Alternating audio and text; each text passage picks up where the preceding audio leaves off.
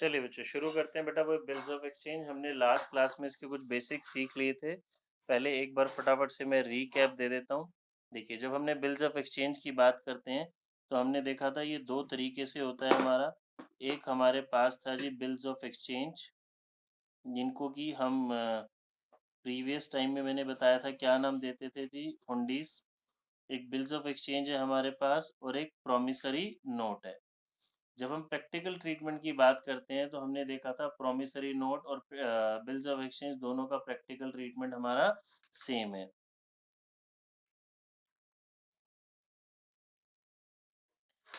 Bills of exchange और promissory note दोनों का प्रैक्टिकल ट्रीटमेंट सेम था।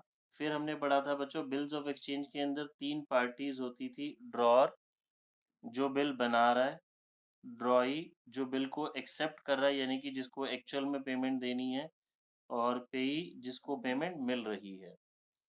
प्रोमिसरी नोट के अंदर हमारे पास दो पार्टीज थी जी, मेकर और पेई। मेकर जो बिल बना रहा है, पेई जिसको पेमेंट मिल रही है। ठीक है बच्चों। फिर यहाँ पे जो एक मेजर डिफरेंस था हमारे पास ये पार्टीज का, और हमने पढ़ा था ये जो होता है हमारा बिल्स ऑफ एक्सचेंज एक अनकंडीशनल ऑर्डर होता है, और जो प्रोमिसरी नोट होता है ये एक अनकंडीशनल अंडरटेकिंग होती है। ठीक है जी, ये हमारे जो मेन डिफरेंस थे। ये हमारे पास अनकंडीशनल ऑर्डर था, ये हमारी अनकंडीशनल अंडरटेकिंग थी।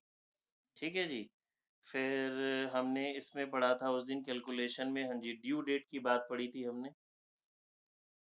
ड्यू डेट या फिर जो डेट ऑफ मैच्योरिटी होती है हमारी, ये कैसे निकलती है बच्चों? हमने क्या पढ़ा था? ड्यू डेट या date of maturity 3 days of grace add करने के बाद। ठीक है। फिर मैंने बताया था जी, बिल चाहे 1 महीने का हो, 2 महीने का हो, या 3 महीने का हो, या 6 महीने का हो, जो डेज ऑफ ग्रेस है ना हमारे, ये डेज ऑफ ग्रेस जो है हमारे ये फिक्स रहेंगे। ये डेज ऑफ ग्रेस कितने थे हमारे? 3 ही थे। ठीक है। फिर हमने बात करी थी कि उस दिन हॉलीडे की रिगार्डिंग। अगर मेरी जो डेट ऑफ मैच्योरिटी आ रही है वो आ रही है बच्चों किसी पब्लिक हॉलीडे पे, पब्लिक हॉलीडे पे, गस्टेड हॉलीडे पे, डिक्लेयर्ड हॉलीडे पे,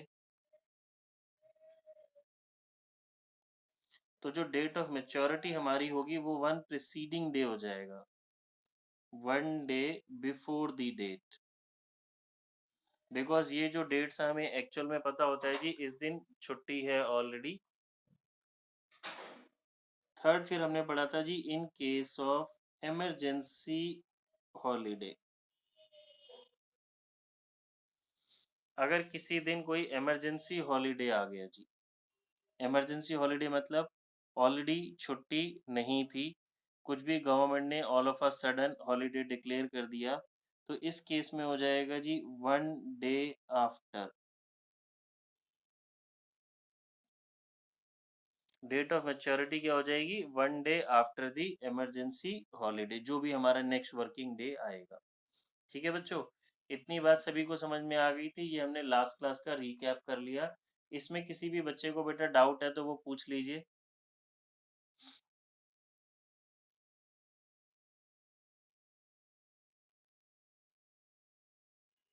ठीक है, नहीं है? चलिए मैं आगे आ रहा हूँ। फिर बच्चे हम आगे अगली अपनी बात करते हैं। अब जो बिल्स ऑफ एक्सचेंज है हमारे, इसमें कुछ आपको वर्ड्स लिखे हुए मिलेंगे जी। ऑन डिमांड,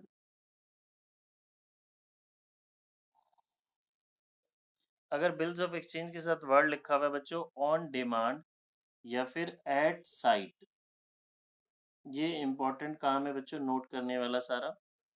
ऑन डिमांड या एट साइट वर्ड अगर लिखा है तो इसका मतलब है जी, जैसे ही ये बिल आप पेमेंट के लिए प्रेजेंट होगा तो इस बिल की हमें पेमेंट करनी पड़ेगी। जैसे ही ये बिल, इसका मतलब हो गया जी, bills payable on demand becomes due as soon as the bill is presented for payment. जैसे ही बिल ये पेमेंट के लिए प्रेजेंट होगा, मेन बात हमें इसमें क्या समझनी है जी, नो डेज ऑफ ग्रेस।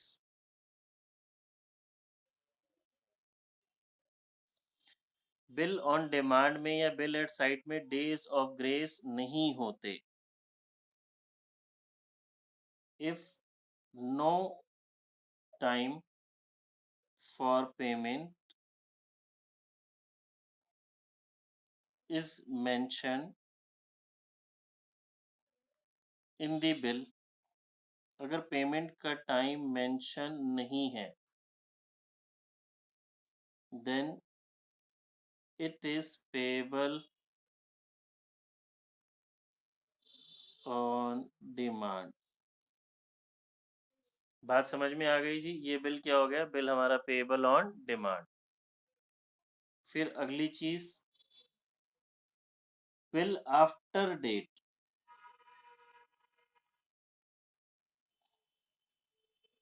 ये बच्चों इंपॉर्टेंट चीजें हैं जो हम अभी बात कर रहे हैं, जिनकी मैं इसको ऐसे हाईलाइट कर देता हूँ थोड़ा सा। बिल आफ्टर डेट का क्या मतलब है, where a bill is payable at a fixed period, that is after date, the period begins to run from the date of drawing the bill. For example जी, अगर एक बिल बना है 1 जनवरी 2015 को for 2 months, और बिल के साथ लिखा हुआ है जी वर्ड आफ्टर डेट, ठीक है, बिल के साथ क्या वर्ड लिखा हुआ है, आफ्टर डेट, और ये बिल एक्सेप्ट हुआ है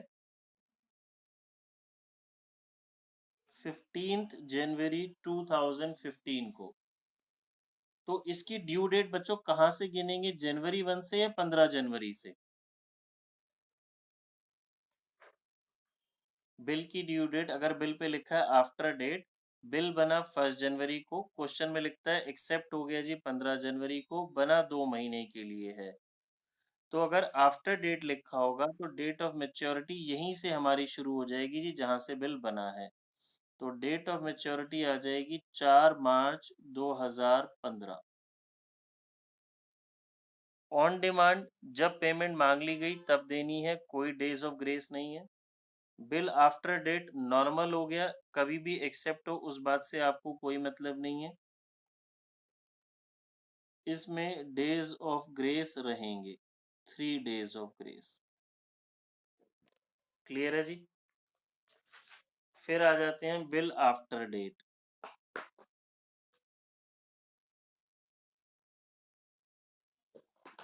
सॉरी, बिल वो तो कर लिया, बिल आफ्टर साइट।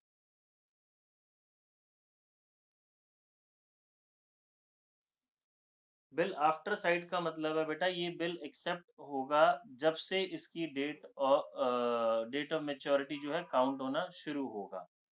अगर किसी बिल के साथ बिल लिखा है बिल आफ्टर डेट, तो वो डेट ऑफ एक्सेप्टेंस से काउंट होना शुरू होगा, ठीक है। वही एग्जांपल लेते हैं, 1 जनवरी 2015 को बिल ड्रॉ हुआ, ये बिल एक्सेप्ट हुआ 15 जनवरी 2015 को, एंड फॉर 2 मंथ्स, 2 महीने के लिए। तो बच्चे इसकी जरा डेट ऑफ मेच्योरिटी बताएंगे। 1 जन को तो, 1 जन को तो बिल बना है, 1 जन को बिल बना है, एक्सेप्ट 15 जनवरी को हुआ है, 2 महीने के लिए है, और इसके साथ हाँ जी,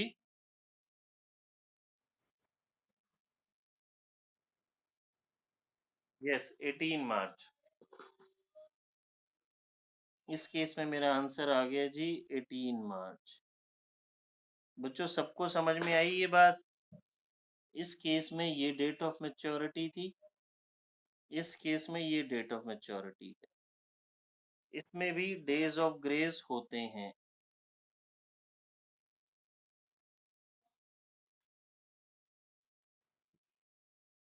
इसमें भी डेज ऑफ ग्रेस होते हैं।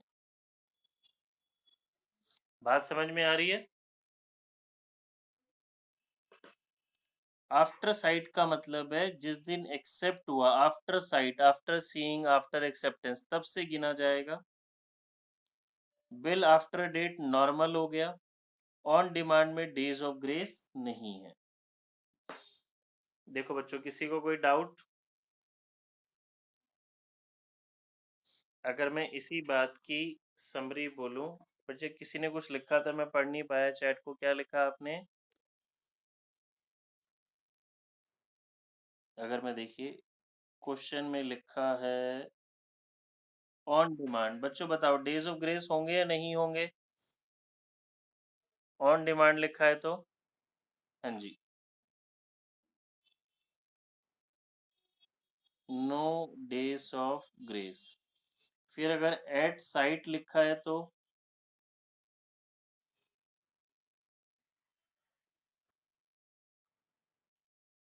होंगे।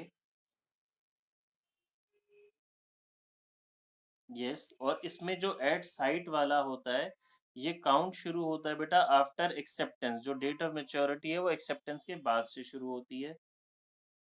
अगर आफ्टर डेट लिखा है तो यस, डेज ऑफ ग्रेस होंगे।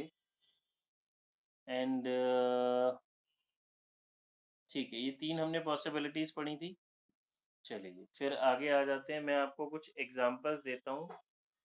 आप मुझे डेट ऑफ मेच्योरिटी कैलकुलेट करके बताएंगे जी। Date of the bill,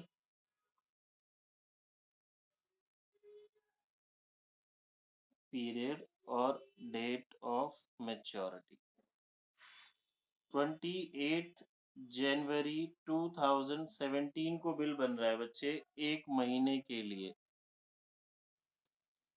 date of maturity मुझे बताएं। आफ्टर साइट, ऑन डिमांड, ऐसा कुछ नहीं है, अभी हम इसकी बात नहीं कर रहे। डेट ऑफ मेच्योरिटी बताएंगे। 31 जैन कैसे हो गई? 28 जनवरी को तो बिल बन रहा है एक महीने के लिए। 3 मार्च। बच्चे यहाँ बिल बनाना, एक महीना काउंट कीजिए आप। 28 फरवरी। अब क्या वो लीप ईयर था? नहीं, पूरा हमने फरवरी हो गया प्लस 3 दिन। 30 जैन 2017, 1 मंथ के लिए बनाए। 3 मार्च। बच्चों मंथ का मतलब मंथ है, पूरा मंथ चला गया प्लस 3 दिन। 30 अप्रैल 17, मैं अगली डेट लिखता हूँ।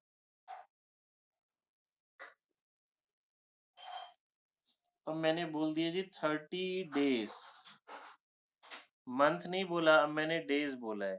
तो आपको बच्चों ध्यान रखना है, अप्रैल में कितने डेज होते हैं? 30। मई काउंट करेंगे, मई में होते हैं 31। तो 30 अप्रैल से 30 मई तक 30 दिन हो गए प्लस 3 दिन। डेट बताओ क्या आएगी? हम्म, फिर 1 दिसंबर 2016, 60 डेज के लिए बिल बना है। ध्यान से कैलकुलेट करेंगे 60 डेज।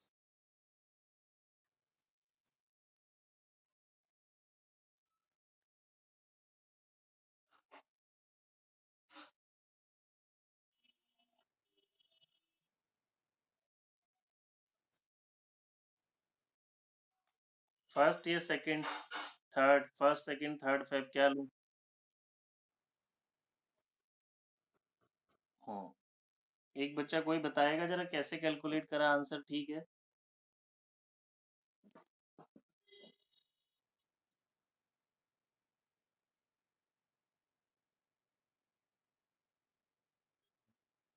बिल्कुल ठीक बेटा, देखो अगर किसी को नहीं समझ में आया तो 31 डेज दिसंबर के, 29 डेज जनवरी के, तो हो गया 60 डेज प्लस 3 दिन। 30 जनवरी, 31, गलत कर गए क्या हम कुछ? हाँ, 29 और 3, 30, 31, एक सेकंड ही हुआ ना? हाँ, सेकंड सेकंड फेब ही हुआ। एक दिन हमारा इसका ये छूट गया ना, 31 डेज इधर, 29 डेज उधर, और फिर 3 दिन हमारे ग्रेस के, तो 3rd फेब। ठीक है, फिर आ जाते हैं जी हम 23rd नवंबर। थर्ड सेकंड ही होगा, सेकंड सेकंड, अच्छा ये यहाँ गलत लिख गया, 2nd फेब, 2nd फेब। 25 नवंबर 2016 को 2 महीने के लिए।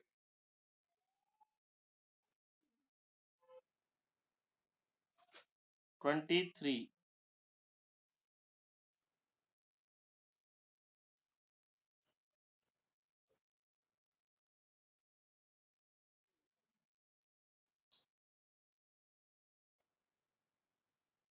25 जैन। 26 जनवरी आ रही है ना डेट, तो वैसे 26 जनवरी।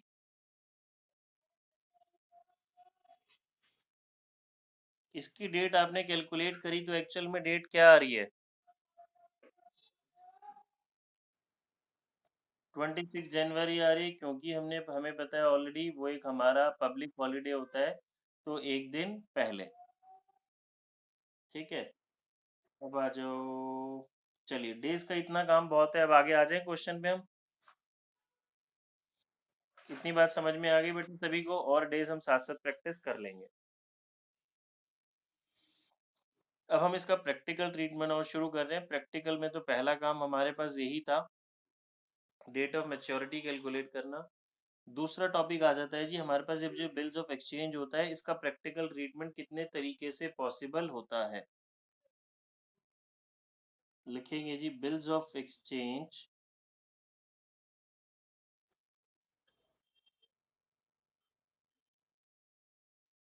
How done and accounting. Bills of exchange को हम कितने तरीके से इसके साथ डील कर सकते हैं और कितने तरीके से इसकी अकाउंटिंग हो सकती है। जो बिल का होल्डर होता है, जिसके पास बिल होता है, अभी हम प्रैक्टिकल करेंगे तो आपको समझ में आने लग जाएगा। लिखिए, the holder of the bill of exchange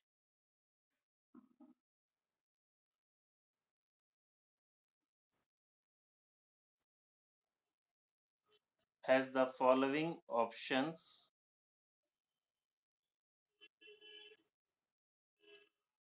to deal with the bill।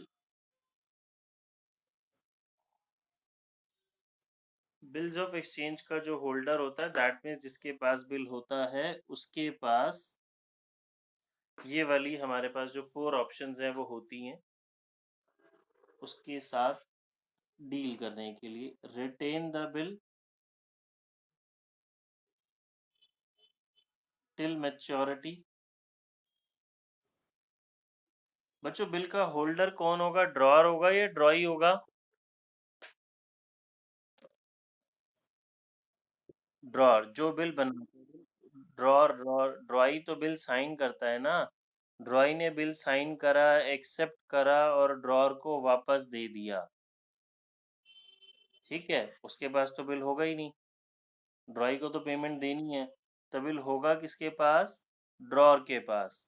तो ड्रॉअर जिसने बिल बनाया, वो उसको मैच्योरिटी तक अपने पास ही रख सकता है, रिटेन कर सकता है। दैट मीन्स पेमेंट जब भी बिल मैच्योर होगा, जब डेट होगी, पेमेंट उसी को रिसीव होगी। Second, discount the bill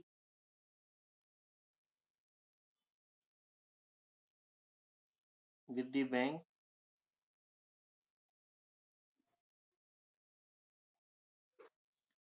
bill को बैंक से वो डिस्काउंट करा सकता है। मतलब डिस्काउंट का मतलब क्या है, अभी हम डिटेल में पढ़ेंगे। ड्यू डेट से पहले, टाइम से पहले वो बिल की बैंक से पेमेंट ले सकता है, क्योंकि हमें पता है बिल एक हमारा लीगल डॉक्यूमेंट है, एविडेंस है डेब्ट का। तो बैंक हमसे कुछ डिस्काउंटिंग चार्जेस लेगा, कुछ कमीशन लेगा, और टाइम से पहले हमें बिल की पेमेंट दे देगा। ठीक है, फिर endorse the bill in favour of a creditor.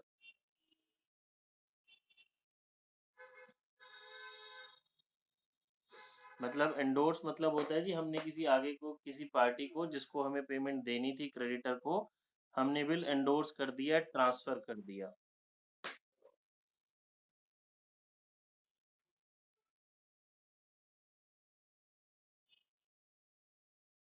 Send the bill for collection, ये भी बिल डिस्काउंटेड टाइप ही होता है, बट इसमें हमें टाइम से पहले पैसा नहीं मिलता। बिल बैंक के पास हम एज अ सेफ कस्टडी में रखवा देते हैं, पेमेंट हमें ही मिलती है, ड्यू डेट पे मिलती है। देखो, इसमें बिल हमारे पास ही होगा, अभी प्रैक्टिकल करेंगे तो आपको समझ में आने लग जाएंगी चीज़ें। बिल की हमने बैंक से डिस्काउंट करा लिया, टाइम से पहले ले लिया पेमेंट, बैंक ने इसके बदले में हमसे कुछ चार्जेस लिए। बिल को हमने एंडोर्स कर दिया क्रेडिटर के फेवर में, या बिल को बैंक के पास सेफ कस्टडी में रखवा दिया। ये चार पॉसिबिलिटीज होती हैं। अब इनके अंदर हमारे पास डिटेल में जर्नल एंट्रीज होती हैं, वो हमें कॉन्सेप्ट समझना है। ठीक है, मैं वो जर्नल एंट्री लिखता हूँ। देखिए बच्चों, अब हम इसकी जर्नल एंट्री सीखेंगे, पूरा जर्नल एंट्री बेस्ड चैप्टर है। केस वन, केस वन क्या था हमारे पास, अगर हम बिल को रिटेन करते हैं टिल मैच्योरिटी, मतलब जो ड्रॉर होता है ड्यू डेट तक बिल उसी के पास है, उसने ना एंडोर्स करा ना बैंक से डिस्काउंट कराया। अब हमें ना, अभी तक हमने जितनी अकाउंट्स पढ़ी हम हमेशा अपने पॉइंट ऑफ व्यू से सोचते थे, बट इस चैप्टर में दोनों पार्टीज या तीनों पार्टीज, जितने भी पार्टीज इन्वॉल्व होंगी सबकी बुक्स बनेंगी, अपनी भी और सामने वाले की भी। तो हमने जर्नल एंट्री के बच्चे देखो दो फॉर्मेट बनाए, इन दी बुक्स ऑफ ड्रॉर और इन दी बुक्स ऑफ ड्रॉइंग। ये हम नाम दे देते हैं तो आपको काम करने में आसानी रहेगी। ड्रॉर का नाम हमने बच्चों रख दिया ए, और ड्रॉइंग का नाम रख दिया हमने बी। ठीक है, अपना जर्नल का हमने फॉर्मेट बना लिया, date, particulars, LF, debit, credit. चलिए बहुत ध्यान से समझेंगे मेरे साथ। सबसे पहले क्वेश्चन में क्या लिखा होता है जी, आप ध्यान से समझेंगे, बेशक नोट आप बाद में कर लेंगे, मैं पिक सेंड कर दूंगा। ये ए ड्रॉर है, ए ने गुड्स सेल किए बी को, तो हमें दोनों के पॉइंट ऑफ व्यू से सोचना है। ए ने सेल किए, पहले ए की बात हम करेंगे, तो ए अपनी बुक्स में एंट्री क्या लिखेगा जी, journal entry be debit to sales account. ठीक है, ये पढ़ा हुआ है हमने जर्नल एंट्री। एग्जाम्पल में अमाउंट ले लेते हैं बच्चे, लेट से 10,000। बी ने गुड्स सेल किए जी बी को, ए ने गुड्स सेल किए बी को 10,000। तो ये बी ए के पॉइंट ऑफ व्यू से कौन है बच्चों जी, डेटर, इसने गुड्स सेल किए।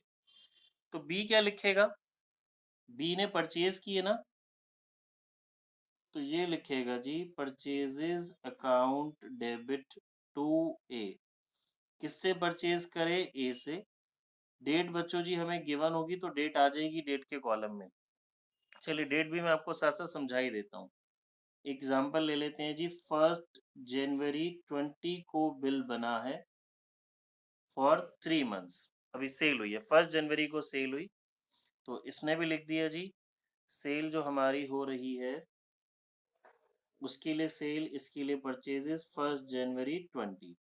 अब सेल कर दी ए ने, तो ए ने एक बिल बनाया, बी को दिया, बी ने साइन करा और ए को रिटर्न करा। ये प्रोसीजर बच्चों क्या कहलाता है, हमने क्या पढ़ा था, acceptance, so that bill legally valid हो जाएगा। ए के लिए वो बिल्स रिसीवेबल बन जाएगा, बी के लिए बिल्स पेएबल बन जाएगा। तो सेम डेट को ए ने बिल बनाया, बी को दिया, बी ने एक्सेप्ट करके ए को वापस कर दिया, ये प्रोसीजर कहलाता है एक्सेप्टेंस। तो मेरी जर्नल एंट्री बन गई, bills receivable account debit to B. Amount वही ले लेते हैं जी हम, 10,000 अमाउंट वो क्या ले लेते हैं, हो ही गई सेम, 10,000 ही रहेगा हमारा। अब इस एंट्री का जरा कॉन्सेप्ट समझ लेते हैं बच्चों। बिल्स रिसीवेबल भी एसेट था, बी भी मेरी एसेट था। इस एंट्री का मीनिंग क्या हो गया, बिल्स रिसीवेबल वाली एसेट्स इंक्रीज हो गई और डेटर वाली एसेट्स डिक्रीज हो गई। ठीक है, ये आपके नॉलेज के लिए बता रहा हूँ, बहुत काम की बात है। इसके लिए बिल्स रिसीवेबल है, तो बी के लिए बिल्स पेएबल होगा। बिल्स पेएबल यानी कि लायबिलिटी, लायबिलिटी कौन सी साइड आ जाएगी बच्चे, क्रेडिट साइड। तो A debit to bills payable account, amount वही 10,000। एग्जाम में जरूरी नहीं है हमें दोनों पार्टीज की बुक बनानी हो, कई बार क्वेश्चन वो बढ़ा दे देते हैं तो सिर्फ एक पार्टी की बुक बनानी होती है, दोनों की बनानी होगी या तीन होंगी चार होंगी तो क्लियरली लिखा होता है किसकी बुक्स बनानी है। ए डेबिट टू बिल्स पेएबल, इसका मतलब हो गया बच्चों जी, ए हमारा जो क्रेडिटर था, क्रेडिटर वाली लायबिलिटी डिक्रीज हो गई और बिल्स पेएबल वाली लायबिलिटी इंक्रीज हो गई। ठीक है, अब बिल बच्चों 3 मंथ्स के लिए बना था तो डेट ऑफ मेच्योरिटी क्या होगी बताएं। 1 जनवरी को बना था 3 मंथ्स के लिए, तो डेट ऑफ मेच्योरिटी, हाँ जी 4 अप्रैल। 4 अप्रैल को बिल बना तो जी हमें पेमेंट मिल जाएगी, पेमेंट ए को मिलेगी cash account debit to bills receivable. Payment आ गई जी, क्यों आ गई, बिल्स रिसीवेबल के लिए आ गई, तो बिल्स रिसीवेबल वाली एसेट्स खत्म हो गई, कैश मेरा इंक्रीज हो गया 10,000। अब बिल्स रिसीवेबल एग्जिस्ट नहीं कर रहा, खत्म हो गया, ये 4 अप्रैल को पेमेंट दे देगा।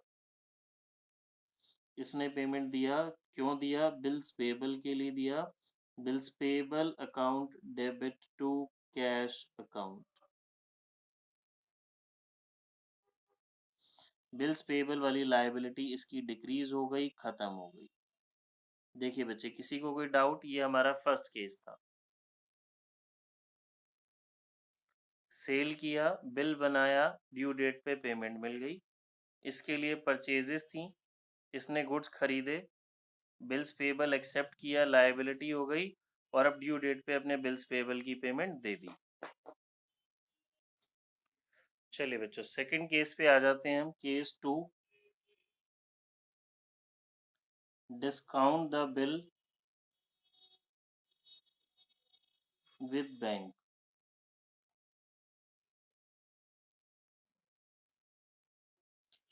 डिस्काउंट कौन करा सकता है बच्चों, याद रखेंगे, ड्रॉर ही डिस्काउंट करा सकता है, जिसके पास बिल है, बिल उसी की लाइक उसी की एसेट्स है ना, वही जो भी उसके साथ कुछ करना चाहे कर सकता है, उसको डिस्काउंट कराए, टाइम्स तक अपने पास रखे या एंडोर्स करे। तो ये हम बुक बना लेते हैं जी अपने ड्रॉर की, ड्रॉर का नाम दे देते हैं ए, ये हमारा हो गया ड्रॉई। एग्जाम में ये ऊपर लिखना बेटा बहुत जरूरी है, इन दी बुक्स ऑफ ए या इन दी बुक्स ऑफ बी, जो भी नाम हमें क्वेश्चन में गिवन होगा, नहीं हम नेम मेंशन करेंगे तो पूरा क्वेश्चन कट सकता है। चलिए शुरुआत करते हैं, अब थोड़ा सा जल्दी जल्दी करेंगे। ए ने बी को गुड्स सेल किए, तो हमारी एंट्री हो गई जी B debit to sales account 10,000। B अपनी बुक्स में क्या लिखेगा बच्चों, बी ने परचेजेस की, परचेजेस अकाउंट डेबिट टू ए,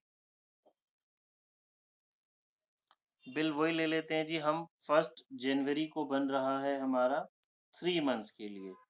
अब सेम डेट को ए ने इस बिल को बैंक से डिस्काउंट करा लिया। डिस्काउंट कराने का मतलब होता है बिल को एक तरीके से बैंक को बेच दिया और टाइम से पहले बैंक से पेमेंट ले ली। अरे बच्चों मैंने बिल बनाने की तो एंट्री नहीं की, रुकेंगे, ये पहले सेल हुआ, सेल के बाद बच्चों बिल बनेगा हमारा, बिल बनाया हमने, तो bills receivable debit to B, पहले तो बिल बनेगा ना, इसके लिए बी आर हुआ, ये अपनी बुक्स में क्या लिखेगा, BP, A debit to bills payable account. अब बिल किसके पास है, बिल का ड्रॉर कौन है, ए। अब ए सेम डेट को बिल की बैंक से पहले ही पेमेंट ले लेता है, जिसे हम बोलते हैं डिस्काउंटिंग। तो इसकी journal entry bank account debit discount account debit to bills receivable. Bank इसके लिए हमसे कुछ कमीशन कुछ चार्जेस लेता है, लेट्स से बिल तो हमारा 10,000 का ही था, बैंक ने हमसे 100 रुपीज चार्जेस लिए, तो हमें कितनी पेमेंट मिल गई, 9,900। बच्चों हमें ये फायदा हुआ कि हमें टाइम से पहले बैंक से पेमेंट मिल गई, बस 100 रुपीज का डिस्काउंट या कमीशन देना पड़ा, बैंक को फायदा हुआ, बैंक को ये कमीशन का अमाउंट मिला। ठीक है, बी से तो हमें पेमेंट 3 महीने बाद ही मिलनी थी, बट इस हमने इस बिल को because a legal valid document है बैंक को दे दिया। अब बिल की जो अथॉरिटी है वो बैंक के पास चली गई, बिल बैंक की प्रॉपर्टी बन गया, हमारे ऊपर अब बिल का कोई राइट नहीं है। इस बात से बी को कोई फर्क नहीं पड़ेगा, बिल हमारी प्रॉपर्टी था, हम जो मर्जी करें, बिल को बैंक से डिस्काउंट कराने की बी की बुक्स में कोई एंट्री नहीं होगी। ठीक है बच्चे, अब आ जाते हैं ड्यू डेट पे। मेरी बात अच्छे से समझेंगे, काम की बात। ड्यू डेट पे यानी कि 4 अप्रैल पे बिल है किसके पास? बैंक के पास। बिल किसकी प्रॉपर्टी है? बैंक की। पेमेंट किसको मिलेगी? बैंक को। देगा कौन? बी। तो बी की बुक्स में पेमेंट देने की एंट्री होगी bills payable debit to bank account. A की बुक्स में इस बिल की पेमेंट मिलने की कोई एंट्री नहीं होगी, बिकॉज ए ऑलरेडी बैंक से पेमेंट ले चुका है। बिल प्रॉपर्टी बन गया बैंक की, बिल चला गया बैंक के पास। ड्यू डेट पे बी पेमेंट करेगा किसको? बैंक को। जो हमने पढ़ा था ड्रॉर, ड्रॉई एंड पेई। इस केस में मैं अगर आपको समझाऊं, ए ड्रॉर था, बी ड्रॉई है। ए ने बिल किसको दे दिया? बैंक को, और टाइम से पहले पैसे ले लिए, तो बैंक बन गया हमारा पेई। अब ड्यू डेट पे बैंक डायरेक्ट बी को अप्रोच करेगा और बी से पेमेंट ले लेगा, इसको पेमेंट मिल जाएगी। इसके लिए बिल्स रिसीवेबल खत्म, उसके लिए बिल्स पेएबल खत्म, ये पूरा एक ट्रांजैक्शन कंप्लीट हो जाएगा।